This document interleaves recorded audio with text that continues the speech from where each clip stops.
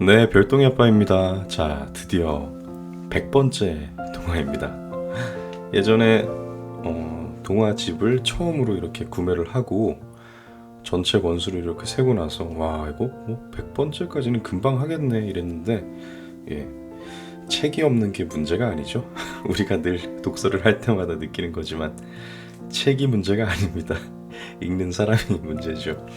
반성을 많이 하게 되는데 네, 좀 열심히 해봐야죠. 그동안 좀 게을렀던 것 같아요. 뭐 이런저런 이유가 없었던 건 아니지만 그래도 다시 한번 새로 시작하는 마음으로 해볼 수 있을 것 같아요. 네, 자, 100번째는 짝수니까 이제 전래동화가 있겠죠. 이제 이 동화책도 거의 끝나가요. 이 동화집도. 그래서 이사를 오기 전에 또 한번 여러 권을 또 샀어요. 그래서 앞으로도 지금까지 해왔던 만큼을 더 하는 데는 문제는 없을 것 같습니다. 자, 들어가 볼게요. 자, 100번째 동화는 전래동화 복 타러 간 총각입니다. 자, 어떤 내용일까요? 전래동화를 나름 꽤 안다 생각하는데도 제목 자체가 생소한 그런 동화도 있는 것 같아요. 불원천리라는 사자성어가 나오는데 한번 바로 들어가 볼게요. 자, 시작하겠습니다. 복 타러 간 총각. 옛날 어느 마을에 지지리도 복이 없는 총각이 살았어요. 어찌나 복이 없는지 모 심으면 가뭄 들고 빨래 널면 비 내리고 멱 감으면 새똥 맞고 글쎄 뒤로 넘어져도 코가 깨지지 뭐예요. 하루는 보다 못한 어머니가 총각을 불렀어요. 야야, 저 그 서천 새앗골에 가면 복 타는 곳이 있다는디 거기 가서 복이라도 좀 타와야 쓰지 않겠냐. 어머니 말에 총각은 맥을 탁 놓고 고개만 끄덕끄덕 하더니 별수가 없다 싶은지 주섬주섬 짐을 쌌어요.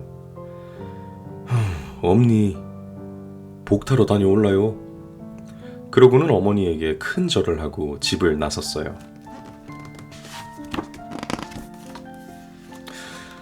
서천새앗골이 어디에 있는지 어디로 가야 하는지도 모르는 채 총각은 하염없이 걷기만 했어요.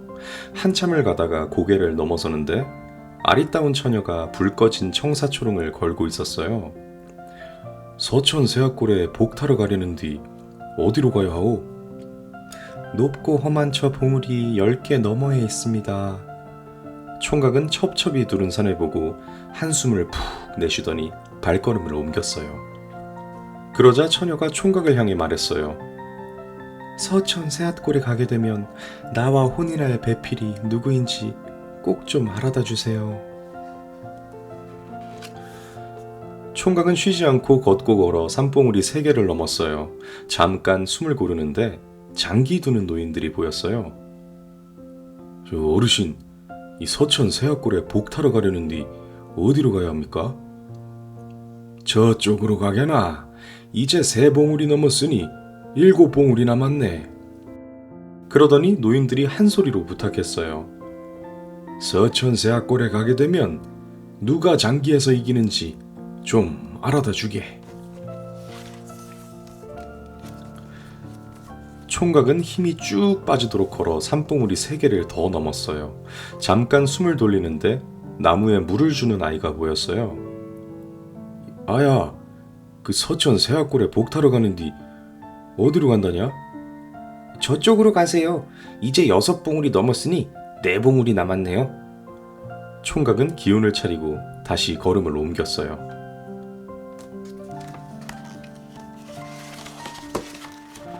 그때 아이가 발을 동동 구르며 소리쳤어요.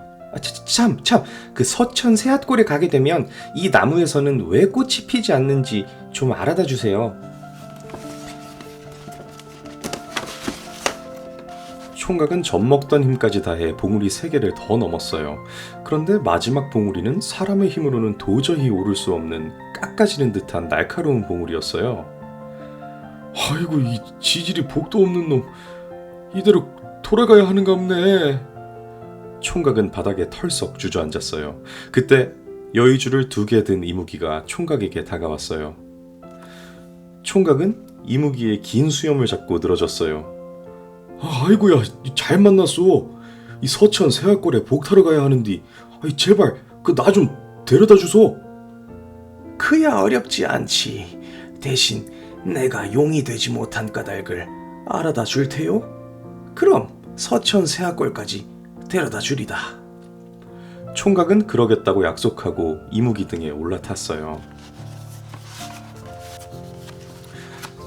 순식간에 이무기는 복숭아꽃 가득한 언덕 위에 총각을 내려놓았어요. 여기가 서천 새학골이요. 어디선가 은은한 향이 밀려오더니 흰 수염의 노인이 나타났어요. 무슨 일로 산 사람이 이곳까지 온 게냐? 총각은 무릎을 꿇고 머리를 조아렸어요. 아유, 그 치질이도 복이 없어. 복 타러 왔습지요. 노인은 껄껄 웃더니 복은 이미 코앞에 와 있으니 그만 가보게나 하고 돌아섰어요.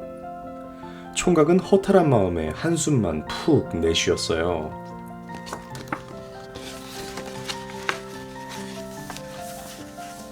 총각은 돌아서는 노인의 옷자락을 붙잡았어요. 그러면 이 새학골 오는 길에 도움을 준 이들에게 줄 답이라도 주소.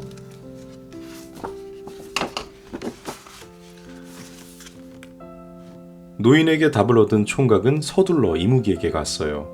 이무기는 총각을 봉우리 너머에 내려주며 물었어요. 그래, 내가 용이 되지 못한 까닭이 무엇이라 하오? 여의주 하나를 버리면 답이 나올 거라 했소. 총각의 말대로 여의주를 하나 내려놓자 이무기가 용이 되어 하늘로 날아갔어요. 총각은 용이 주고 간 여의주를 받아들고 다시 걸음을 옮겼어요. 새 봉우리를 넘자 아이가 반기며 달려왔어요. 내가 심은 나무에 꽃이 피지 않는 까닭이 무엇이라 하나요? 나무 아래에 박혀있는 금덩이를 빼내라 하되? 아이가 땅을 파서 호박만한 금덩이를 빼내자 가지가지마다 꽃봉오리가 맺히더니 탐스러운 꽃이 활짝 피었어요. 총각은 아이가 준 금덩이를 받아들고 발길을 재촉했어요.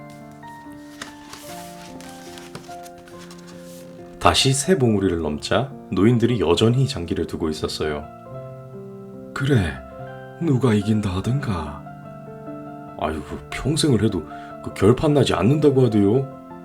아이, 그래, 이 결판도 나지 않을 장기를 뭐하러 두나? 노인들은 툭툭 털며 자리에서 일어났어요. 총각은 장기판을 받아들고 남은 새 봉우리를 넘었어요. 총각을 보자 처녀는 버선발로 달려나와 반겼어요. 나의 배필은 누구라 합니까? 처음 만난 사내라 하였소. 처음 만난 사내요? 그건 당신이잖아요. 처녀는 볼이 발갛게 달아올랐어요. 처녀의 말에 총각은 깜짝 놀랐어요. 그러고는 그동안의 일들을 떠올리며 처녀의 손을 꼭 잡았어요. 이제야 알겠소. 복은 이미 코앞에 와 있다는 말이 무슨 뜻인지. 어서 가소. 당신도 소중한 내 복이요. 총각은 처녀를 데리고 어머니가 기다리는 집으로 갔어요. 엄니 아들이 복 타가지고 왔소. 아들이 말해 어머니는 덩실덩실 춤을 추었어요. 그 뒤 총각은 여의주를 나라에 바쳐 높은 벼슬을 얻고 금덩이와 장기판을 팔아 큰 돈을 벌어 곱디 고운 처녀와 혼인도 했어요. 그리고 어머니를 모시며 오래오래 효도하며 살았답니다. 자, 이야기가 이렇게 끝이 납니다. 이거 책이 되게 좀 특이하게 제작되어 있어서 이거 읽는데 너무 헷갈렸어요. 미리 내용을 읽지 않거든요. 저도 이렇게 좀 재밌게 읽으려고. 그러다 보니까 이런 변수가 있는지 몰랐는데 편집할 때 좀 지저분해질 것 같아요. 그렇네요. 이게 교훈이 그거네요.